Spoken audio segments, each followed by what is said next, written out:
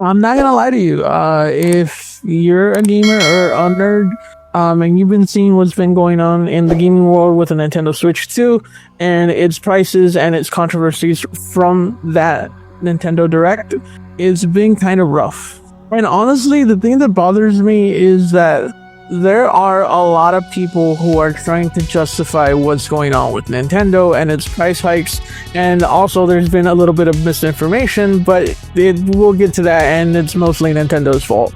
And we all know that misinformation spreads like wildfire, and everybody was under the everybody was kind of under the impression that all games were going to be $90 physically and that all games were going to be $80 from now on, when in reality it was only Mario. And I think the reason why Nintendo did that was intentionally deliberate, just to see if they could get away with it. And for the people yelling from the top of the roofs, oh, they did this because of the Trump tariffs, the Trump tariffs weren't in effect till now, and we can prove that Nintendo was pretty much jacking up prices for no reason whatsoever, purely just because they could. And we shouldn't be surprised. Nintendo has done this plenty of times over the lifespan of Nintendo. They have kind of gotten away with a lot. And as soon as Trump announced that there was going to be tariffs on some electronic heavy like capacitors and chip manufacturers on those countries like Japan, Vietnam, South Korea, Taiwan, and also Malaysia, the tariffs caused Nintendo to kind of call off the pre-orders that are going on right now, that are going to be coming up in April 5th. Nintendo pretty much just came out and was kind of calling a pause to the pre-orders on April 5th because of the tariffs, and they have to go reevaluate of how this economic tariff is going to hurt them. And that is 100% proof that Nintendo raised the prices just because they could.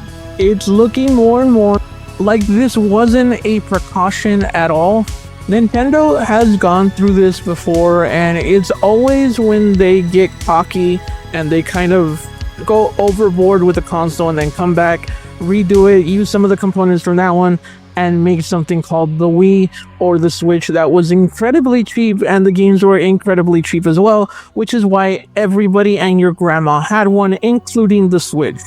And both with the Switch and with the Wii U, they both had successors that are probably going to be better than anything that they do with this console. Especially if those tariffs stick and there's no negotiations that are going to go on, this more than likely will make Nintendo have to raise the prices and raise the prices of games, and on top of that, raise their digital price games, when in all reality, digital price games should not be more expensive, they should be cheaper.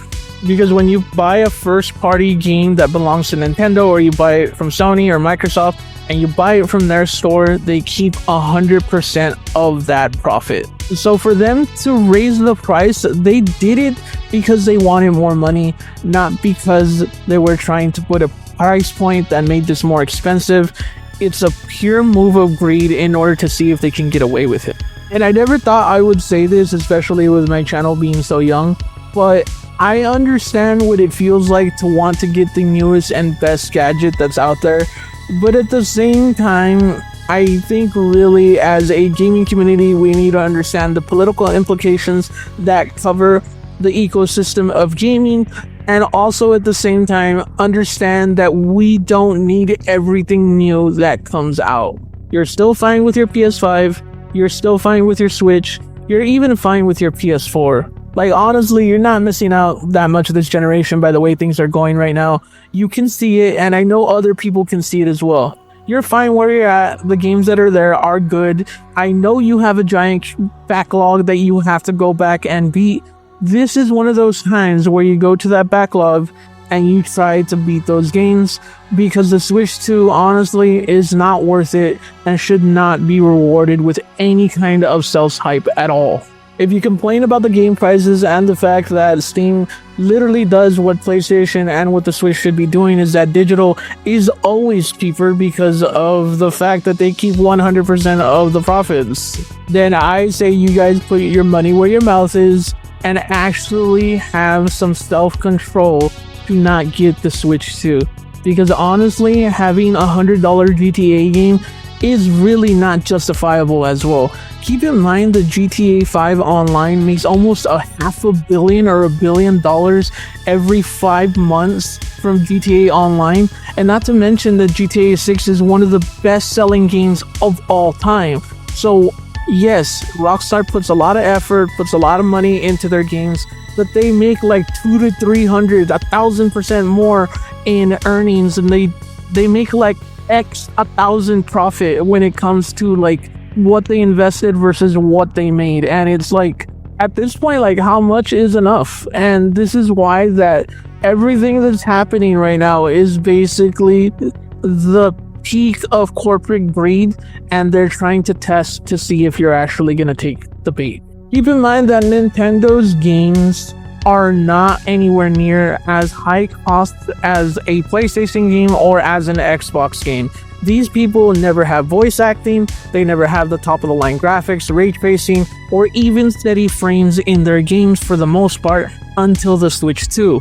God of War's production is $100 million, and God of War went on to sell like 35 million copies. God of War Ragnarok was about $200 million in production costs, and they went on to sell about 17 million copies. There isn't a mistake there of why that happened. The reason why that happened is because the game was cheaper, so more people could buy it. Gaming as a whole, for the longest time since I could remember, always promised us the games would get cheaper because of the fact that some of the ways that they would make games, and it wasn't until other companies used CD drives like Sony and Sega that made gaming more affordable. And when that became more affordable, the gaming community as a whole blew up to what we know now. I think people misunderstand one reason why games were so expensive back in the day, and I see this as an excuse as to why Nintendo should raise prices, and that's because games were way more expensive back in the day. But the reason being why it was like that as well, besides the fact that the cartridges were really expensive to make, is that it was risky to release such a niche item and expect it to sell 4 million copies in order to make even or to break a little bit of profit. Those days are long gone. The market is saturated well enough for a company to be able to release a game, unless you're indie, to release a game that is $60 and you make a game that people want. The problem, and why I say you're better off waiting, is that most companies are not out to make a good game. They're out to make a good product that sells, and that kind of doesn't feel like it's finished or has any love put into it at all. So why should we pay $80 for a game that really has a high risk of it not being really any that good? Let me know what you think in the comments below. Do you agree with me that we should stave off on buying the Switch? What do you think, or the Switch 2 I should say? What do you think is going to happen with the games? Do you think that they're testing the waters? Do you think they're going to raise the price because of the tariffs? Let me know what you think below. And remember, you're pretty good.